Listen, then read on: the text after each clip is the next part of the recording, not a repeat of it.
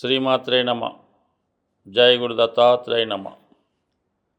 ఈ వీడియోలో మనం మే 16వ తారీఖు మధ్యాహ్నం సుమారు 2 గంటల ప్రాంతంలో కుంభరాశిలోకి మారుతున్నటువంటి రాహుగ్రహ ప్రభావం ఏ విధంగా ఉండబోతుంది అని పరిశీలించినప్పుడు మరి సుమారుగా 18 నెలల తర్వాత గ్రహం ఈ రాహుగ్రహం మారడం జరుగుతూ ఉంటుంది. అంటే 18 నెలలకు ఒకసారి రాహు మారుతూ ఉంటాడు. ఆ ప్రయత్నంలో కుంభరాశిలోకి రావడం జరిగింది. అంటే కుంభరాశిలో రాహు మారిన టైంకి ఎటువంటి గ్రహాలు లేవు. ఆ కారణం వల్ల రాహు స్వతంత్రంగా తన ఫలితాన్ని ఇవ్వడం జరుగుతూ ఉంటుంది. అలాగే కుంభరాశి కూడా మరి రాహుకి స్వక్షేత్రం అవటం వల్ల స్వక్షేత్రంలో చేరినటువంటి రాహువు చాలా వరకు మరి స్వతంత్ర ఫలితాలు ఇవ్వడం జరుగుతూ ఉంటుంది. అయితే అప్పటికే మిథున రాశిలో చేరి ఉన్నటువంటి గురువు భాగ్య దృష్టితో రాహుని చూడటం జరుగుతూ ఉంది. రాహు మరి గురు దృష్టి శుభగ్రహ దృష్టి పట్టడం వల్ల జాతకుడికి కొన్ని శుభ ఫలితాలు ఇవ్వడం జరుగుతూ ఉంటుంది. కర్కాటక రాశి వారికి రాహు అష్టమంలోకి ప్రవేశించాడు. ఏదైనా అష్టమ స్థానంలో అంటే మొన్నటిదాకా మార్చి నెలాఖరు దాకా అష్టమ శని ఈ రాశి వారికి చాలా వరకు ఇబ్బందులు కష్టాలు కలిగించి ఉండవచ్చు. ఇప్పుడు ఒక 45 రోజులు విరామం తర్వాత తిరిగి మళ్ళా అష్టమంలోకి రాహు ప్రవేశించాడు. శని కన్నా రాహు ప్రమాదకారి. శని ఏదన్నా బాగా డిలే చేస్తాడు, మనిషిని బాగా కష్టపెడతాడు. కొంతమందికి దీర్ఘకాలిక అనారోగ్యాన్ని కానీ ఒక వ్యసనాన్ని కానీ ఒక బలహీనత కానీ ఇవ్వడం జరుగుతూ ఉంటుంది. బట్ రాహు అలా కాదు. తన యొక్క పనిష్మెంట్ చాలా తీవ్రంగా ఉంటుంది. ముందు చిన్నగా ధన సంపాదన లాంటిది అంటే అక్రమంగా ఇల్లీగల్ వేస్లో ధనం సంపాదించేలాగా జాతకుడికి అవకాశాన్ని ఇస్తాడు. సో అది నెమ్మదిగా వేలతో ప్రారంభమై లక్షలతో ప్రారంభమై కోట్ల వరకు సంపాదన పెరుగుతుంది.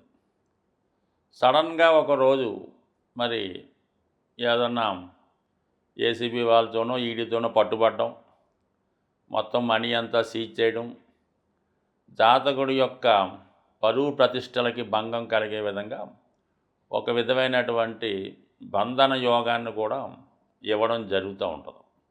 ఎవరి స్థాయి వాళ్ళకు ఉంటుంది. ఈ మధ్యకాలంలో ఈ కర్కాటక రాశి లేదా కర్కాటక లగ్నం వారు మరి అష్టమ శని ఉండగా ఈ విధంగానే కొంతమంది బెట్టింగ్ యాప్లై ప్రోత్సహించి చాలా ధనాన్ని సంపాదించడం జరిగింది. తర్వాత వాళ్ళ పరిస్థితి ఇప్పుడు మీకు అర్థమై ఉంటుంది.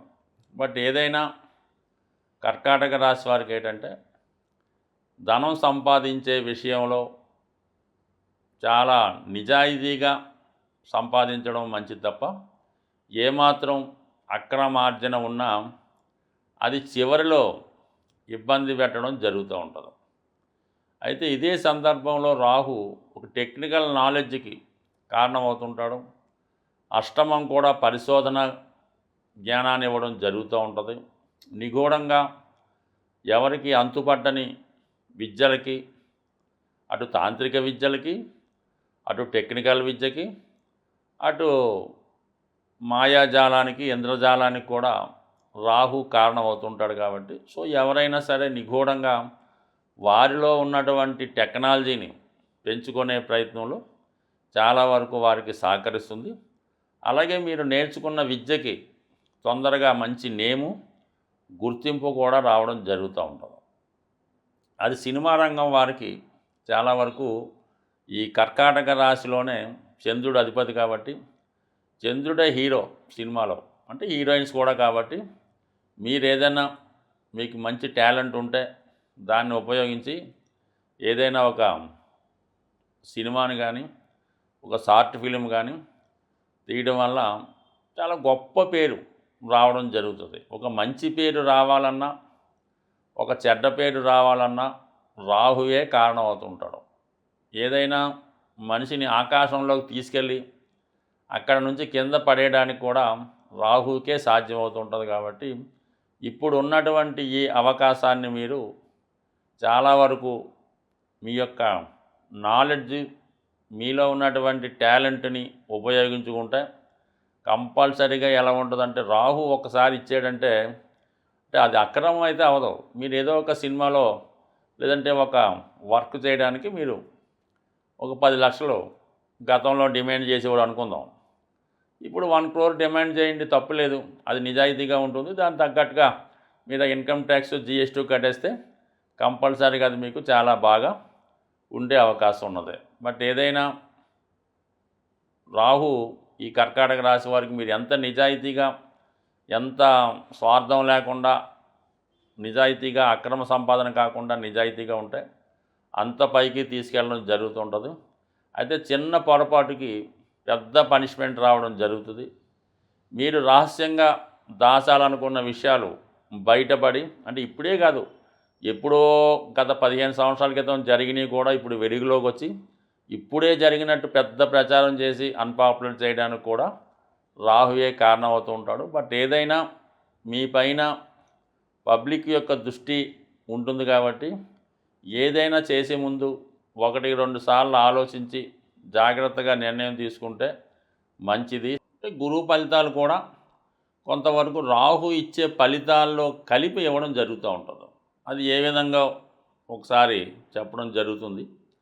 మరి ప్రస్తుతం రాహు యొక్క కారకత్వాలు, రాహు ఏంటంటే మరి తల యొక్క భాగం, సరే కేతువు మొండం కాబట్టి రాహు ఆకాశం నుంచి, అంటే పైనుంచి కింద ఉన్నటువంటి ప్రపంచాన్ని చూడడం జరుగుతుంటుంది. అంటే మానవాళ్ళని, ఇక్కడ ఉన్నటువంటి పరిస్థితులు, ఇక్కడ ఉన్నటువంటి లగ్జరీసు, భోగాలు, వైభోగాలు అన్నీ చూస్తూ ఉంటాడు.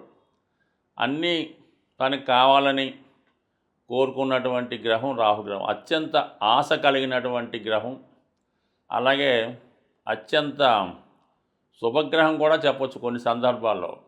మరి సంతానాన్ని ఇచ్చే అధికారం రాహుకు ఉంటుంది, అలాగే వివాహం చేసే అధికారం ఉంటుంది, సంపదనిచ్చే అధికారం ఉంటుంది. బట్ కానీ ఏదైనా తను ఇచ్చే దాంట్లో కొద్దిగా అవినీతి, అక్రమం ఉంటుందన్నమాట. ఏది కూడా చట్టానికి లోబడి ఇవ్వడం జరగదు. అంటే అర్హత లేని వాడికి విశేషంగా ధనం ఇస్తూ ఉంటాడు. అలాగే ధనం సంపాదించే విషయంలో ఎటువంటి న్యాయ విచక్షణ లేకుండా ధనం సంపాదించడం జరుగుతూ ఉంటుంది. ఈ మధ్యకాలంలో సాధారణ వ్యక్తులు కూడా కోట్లాది రూపాయలు సంపాదించడం, చిన్న చిన్న ఉద్యోగులు కూడా కోట్లాది రూపాయలు వెనకేసుకోవడానికి కూడా రాహుగ్రహమే కారణం అవుతూ ఉంటుంది. అయితే రాహు జాతకంలో ఏ గ్రహంతో కలిస్తే ఏ భావంలో ఉంటే ఆ భావ ఫలితాలు ఇవ్వడం జరుగుతూ ఉంటుంది. రాహు శుక్రగ్రహంతో కలిసినప్పుడు జాతకుడు విశేషమైనటువంటి శృంగార జీవితాన్ని, భోగాల్ని, వైభోగాల్ని, అలాగే ఖరీదైన జీవితాన్ని అనుభవిస్తూ ఉంటాడు. అలాగే ఖరీదైనటువంటి అలవాట్లు కూడా ఉంటాయి.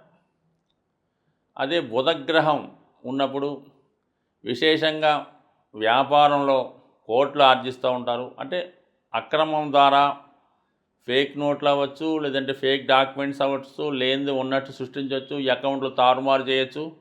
ఈ విధంగా కృత్రిమమైనటువంటి సంపద సృష్టించడం జరుగుతూ ఉంటుంది. సోకాల్డ్గా అందరికీ తెలుసు, గురువుతో కలిసినప్పుడు ఏర్పడే గురుచండాల యోగం, ఇది ఎక్కువగా విద్యార్థుల మీద ప్రభావం చూపుతూ ఉంటుంది. సులువుగా కొన్ని క్వశ్చన్లు రాసి పాస్ అయిపోవడం, అలాగే బ్యాక్ డోర్ ద్వారా ఈ పరీక్షా కేంద్రాల్లో వాళ్ళకి వీళ్ళకి మేనేజ్ చేసి పాస్ అయిపోవడం ఇలా కూడా జరుగుతూ ఉంటుంది. గురువుల్ని ఇబ్బంది పెట్టడం కూడా, అంటే అనేక గంటలు చెప్పొచ్చు ఈ విషయం గురించి, బట్ సింపుల్గా చెప్పాలంటే ఇది. అయితే రాహువు శని కలిసినప్పుడు మాత్రం చాలా గొప్ప పెద్ద పెద్ద సంస్థల్లో పారిశ్రామిక రంగంలో ఉపాధి కల్పిస్తూ ఉంటాడు. ఇప్పుడున్నటువంటి సాఫ్ట్వేర్ రంగం అయితేనే, సినిమా రంగంలో అభివృద్ధికి ఈ శని రాహులే కారణం అవుతూ ఉంటాడు. ఎవరి జాతకంలో అయినా శని రాహులు కలిసి ఉంటే వాడి జీవితంలో చిన్న స్థాయి నుంచి అత్యున్నత స్థాయికి వెళ్ళే అవకాశాలు రావడం జరుగుతూ ఉంటుంది. అది కష్టపడి సంపాదించడం జరుగుతూ ఉంటుంది. ఇది గొప్ప యోగం మాట. చాలా వరకు ఇది జాతకంలో ఉండాలని కోరుకోవాలి. అలాగే ఏంటంటే శుక్ర రాహులు ఉండడం కూడా ఎలాగైతేనే జీవితంలో చక్కగా అనుభవిస్తారు. ఇంకా అందరికీ తెలుసు, రవి చంద్రులతో రాహు ఉన్నప్పుడు అది ఒక గ్రహణ యోగంగా ఏర్పడి జాతకుడి యొక్క మంచితనాన్ని మరుగున పెడుతుంది. పిల్లల వాళ్ళని ఇబ్బంది పడుతుంటారు. బట్ ఏదైనప్పుడు కూడా ఏ గ్రహం ఫలితం ఇచ్చినా ఇవ్వకపోయినా రాహు మాత్రం కంపల్సరీగా ఫలితం ఇవ్వడం జరుగుతుంది. ఇప్పుడు వచ్చినటువంటి ఈ గ్రహస్థితి ఇంచుమించుగా గ్రహాలన్నీ కూడా రాహు కేతువుల మధ్య ఏర్పడి ఒక విధమైనటువంటి కాలసర్పదోషం లాంటి దోషం ఏర్పడింది. అయితే చంద్రగ్రహం బయట ఉండడం జరిగింది. మళ్ళీ కొన్ని రోజుల్లో చంద్రుడు కూడా ఈ గ్రూపులో చేరడం జరుగుతుంటుంది. కాబట్టి మరి ఈ సమయంలో జన్మించిన వారి మీద కూడా ఈ గ్రహ ప్రభావం, ఈ రాహుకేతు ప్రభావం ఎక్కువగా ఉంటుంది. కాబట్టి సో ఏదైనా ఈ రాహుకేతువులు ఎంత శుభాన్ని ఇస్తాయో అంత ఇబ్బందిని కూడా పెడుతుంటాయి. అది జాతకుడు తనను తాను ఉపయోగించుకొని గ్రహాల్ని ఏ విధంగా సంతృప్తిపరచాలో, ఏ విధంగా నడిస్తే శుభ ఫలితాలు ఇస్తాయో తెలుసుకొని గ్రహాలకు అనుగుణంగా జాతకుడు నడిచినప్పుడు మరి గొప్ప ఉన్నత స్థాయికి జాతకులు వెళ్ళడం జరుగుతూ ఉంటుంది. గ్రహాల యొక్క స్థితి మనకి అనుకూలంగా లేనప్పుడు ఆ గ్రహాలకి పరిహారం చేసుకోవడం వల్ల ఆ గ్రహాల మంచి ఫలితాలు మాత్రం మనం పొంది చెడు ఫలితాలని దూరం చేసే విధంగా జరుగుతూ ఉంటాయి. ఏదైనా ఒక గ్రహానికి మనం పరిహారం చేసుకోవాలంటే ఆ గ్రహం మీద శుభగ్రహ దృష్టి ఉంటే ఆ గ్రహం మనకి ప్రసన్నం అవడం జరుగుతూ ఉంటుంది. అదృష్టవశాత్తు రాహుగ్రహం మీద గురువు యొక్క దృష్టి ఉండడం వల్ల కంపల్సరిగా మీరు రాహుగ్రహానికి చేసే పరిహారాలు మీకు మంచి ఫలితాన్ని ఇవ్వడం జరుగుతూ ఉంటాయి. ది బెస్ట్ రెమెడీ రాహుకి ఏంటంటే, ముందు మీకుగా మీరు మీ యొక్క ఖర్చులు, మీరు వాడే వస్తు వాహనాలు ఒక్కసారి పరిశీలించండి. అవి మన స్థాయికి మించి ఉంటే వాటిని తగ్గించే ప్రయత్నం చేయండి. నెంబర్ 1 అంటే మనం కారు, వాడే సెల్ ఫోను, వాడే బట్టలు, నిత్య జీవితంలో మనం పెట్టే ఖర్చులు, ఈ ఒక్కసారి గమనించి దాన్ని కంట్రోల్ చేసుకుంటే నెంబర్ 1గా సరిపోతుంది. అది రాహుకి నెంబర్ 1 రెమెడీ. దాని తర్వాత ఎవరైతే మీ ఫ్రెండ్ సర్కిల్లో మిమ్మల్ని ఉపయోగించుకుంటూ వాడి యొక్క అవసరాలు తీర్చుకుంటూ ఉంటాడు, ఏదో క్రికెట్ మ్యాచ్కి వెళ్తూ ఉంటాడు, లేదంటే గోవా వెళ్తూ ఉంటాడు, క్యాసినో ఆడుతూ ఉంటాడు, జాగ్రత్తగా గమనించండి. అటువంటి వాళ్ళని ముందు దూరం పెట్టే ప్రయత్నం చేయండి. మీకు అవకాశం ఉంటే వాడిని మార్చే ప్రయత్నం చేయండి. అంటే మీరు మంచి దారిలోకి వాడిని తెచ్చుకొని వాడిని ఆ వ్యసనాల నుంచి బయటపడితే దాన్ని బట్టి మీరు కూడా, అంటే ఎంత మనం మానేద్దామన్నా ఏదో ఒక బలహీన క్షణంలో వాడు ఏదో గోవా వెళ్తూ ఉంటాడు, కంపల్సరీగా వెళ్ళడం జరుగుతూ ఉంటుంది. అందువల్ల ఈ 2 ముందు తగ్గించుకోండి. దాని తర్వాత మెయిన్గా రాహుగ్రహానికి అమ్మవారు, అంటే దశ మహావిద్యలు, ప్రత్యంగర, చాలా అనేక రకాలు ఉంటాయి. బట్ కానీ అందరికీ అనుకూలమైనది కనకదుర్గ అమ్మవారు.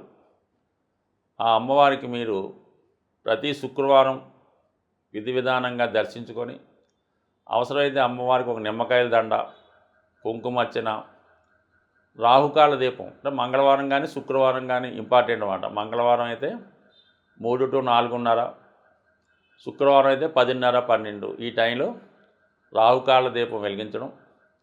మరి మగవారైతే రాహుకాలంలో ముఖ్యమైన కార్యక్రమాలు ప్రారంభించుకోకూడదు. అది కొంచెం జాగ్రత్తగా గమనిస్తే సరిపోతుంది. అలాగే ఎక్కువగా ఏదైనా మరి ఈ వాయుతత్వ రాశిలో రాహు ప్రవేశించాడు కాబట్టి విధి విధానంగా మీరు అమ్మవారికి హోమం చేయడం ద్వారా కానీ, హోమంలో పాల్గొనడం వల్ల కానీ కంపల్సరీగా రాహు ప్రసన్నం అవ్వడం జరుగుతుంది. అంటే గురు దృష్టి కూడా ఉంది కాబట్టి గురువు యొక్క స్ట్రెంత్ను కూడా పెంచుకోవచ్చు. గురువు బలాన్ని పెంచుకోవాలంటే ఏకైక మార్గం ఏంటంటే దక్షిణామూర్తి, దత్తాత్రేయుడు, మీకు విద్య నేర్పిన గురువు. ఇవన్నీ మన వల్ల కాదంటే చక్కగా గోశాలకు వెళ్ళడం, మీ యొక్క బరువు ఎంత ఉందో అక్కడ చూపించుకోవడం, ఆ బరువు తగ్గట్టుగా ఆవులు తినే ఏదైనా బెల్లం కానీ, శనగలు కానీ, నవధాన్యాలు కానీ, గడ్డి కానీ ఆ గోశాలలో డొనేట్ చేయడం వల్ల మళ్ళీ మీరు కొత్తగా జన్మ ఎత్తితే ఏ విధంగా ఉంటుందో అంత బలమైనటువంటి ఫలితాన్ని మీరు తులాభారం ద్వారా గోశాలలో డొనేట్ చేయడం వల్ల కంప్లీట్గా మీ జీవితం మారుతుంది. అది రాహుకే కాదు, మీరు ఎటువంటి దీర్ఘకాలిక అనారోగ్య సమస్యలతో బాధపడుతున్నా, లేదా ప్రాబ్లమ్స్ ఉన్నా, విభేదాలు ఉన్నా, వివాహం జరగకపోయినా మరి ఆ గ్రహం ఏదో చూసి ఆ గ్రహానికి సంబంధించిన వస్తువు తులాభారంగా గోశాలలో ఇవ్వడం వల్ల అతి శీఘ్రంగా మీకు ఫలితం వచ్చే అవకాశం ఉంది. స్వస్తి.